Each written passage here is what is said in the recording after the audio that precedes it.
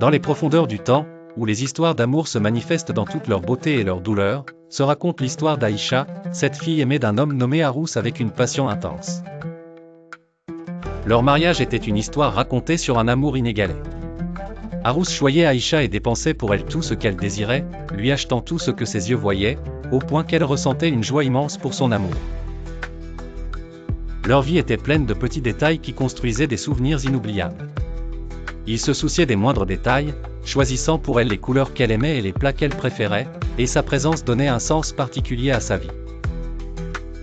Mais le destin en décida autrement et Harous décéda, laissant Aïcha dans une profonde tristesse, comme si une partie de son âme était partie avec lui. Elle ressentait un grand vide dans sa vie, chaque coin de sa maison lui rappelant sa présence. Après un certain temps, sa famille la maria à un autre homme qui possédait toutes les caractéristiques déplorables des hommes. Il était dur, ne connaissant ni la douceur ni la compréhension.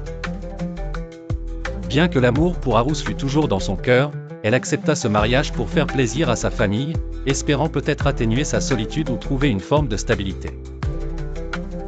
Dans la maison de son nouveau mari, elle ne trouva jamais le moindre bonheur. La vie avec lui était morose, dépourvue de l'étincelle qui illuminait sa vie avec Harous. Elle se sentait étrangère même chez elle, et les souvenirs avec Harous la poursuivaient partout. Un jour, son mari voulut l'emmener chez ses parents pour qu'Aïcha s'éloigne de tout ce qui lui rappelait cet endroit.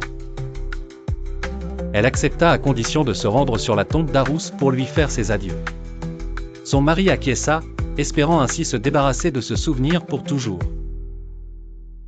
Aïcha se tenait sur la tombe d'Harous, pleurant de tout son cœur, ses larmes portant tout ce qu'ils avaient vécu d'amour et de séparation.